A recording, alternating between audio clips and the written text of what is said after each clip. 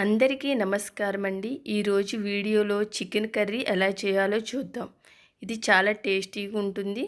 ఎక్కువ గ్రేవీతో బాగా వస్తుంది. ఇది రోటీ నాన్‌లోకి అయితే చాలా బాగుంటుంది. తప్పకుండా ట్రై చేయండి.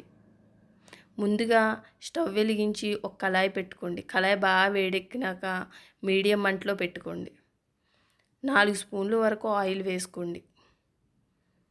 చిన్న దాల్చిన చెక్క, 2 ఇలాచీలు, 4 లవంగ మొగ్గలు, 2 బిర్యానీ ఆకులు వేసుకుని, 2 మీడియం సైజు ఉల్లిపాయలని చిన్న చిన్న ముక్కలుగా కట్ చేసి వేసుకుని, సరిపడా సాల్ట్ వేసి ఒక్కసారి కలుపుకున్నాక మూత పెట్టి ఉల్లిపాయలు మగ్గించుకోండి. ఇలా సగం ఉల్లిపాయలు మగ్గినాక అర కేజీ చికెన్ని ముందుగానే కొద్దిగా సాల్ట్ వాటర్లో కడుక్కుని వేసుకోండి. 1 స్పూన్ అల్లం వెల్లుల్లిపాయ పేస్టు, అర స్పూన్ పసుపు వేసుకుని మళ్ళీ ఒకసారి కలుపుకుని ఈ విధంగా పూర్తిగా కలిపినాక మూత పెట్టి మగ్గించుకోండి. మధ్య మధ్యలో కలుపుతూ ఉండండి వాటర్ అంతా ఇంకిపోయే వరకు.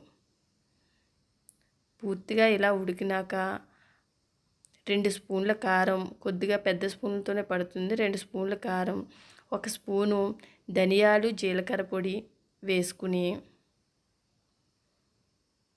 చిన్న టీ స్పూన్తో స్పూన్ గరం మసాలా వేసి ఒకసారి కలుపుకొని పూర్తిగా మంటను సిమ్లో పెట్టి మూత పెట్టండి.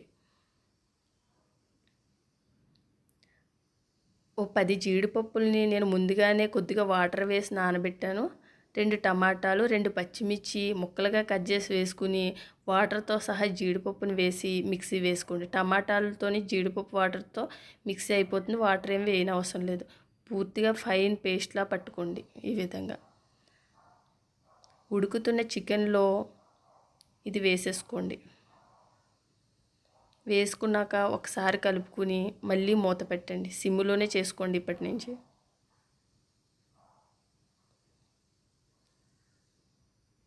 ఇలా టమాటాలు, చికెను ఇలా ఆయిల్ పైకి వచ్చిన తర్వాత వాటర్ గ్లాస్తో గ్లాస్ వాటర్ వరకు పడుతుందండి వేసి ఒకసారి కలుపుకుని మీడియం మంటలో ఉడికించుకోండి. ఇలా సగం పైగా ఉడికినాక 4 స్పూన్ల వరకు ఫ్రెష్ క్రీమ్ వేసుకోండి. మీ దగ్గర ఫ్రెష్ క్రీమ్ లేకపోతే పాల మీద మేగడని తీసుకుని స్పూన్తో బాగా కలుపుకున్నాక ఇందులో వేసుకోండి. కొద్దిగా బటర్ వేసుకోండి. ఈ విధంగా ఒకసారి కలిపి పూర్తిగా సిమ్లో పెట్టేసి మూత పెట్టేయండి.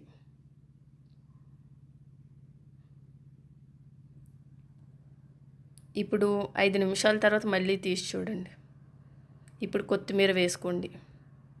చికెన్ కర్రీ రెడీ అయిందండి. ఇది చాలా టేస్టీగా ఉంటుంది. తప్పకుండా ట్రై చేయండి. అంతేనండి. ఈ వీడియో మీకు నచ్చినట్లయితే లైక్, షేర్, సబ్స్క్రైబ్ చేసుకోండి. లైక్ తప్పకుండా చేయండి, సబ్స్క్రైబ్ చేసుకోండి.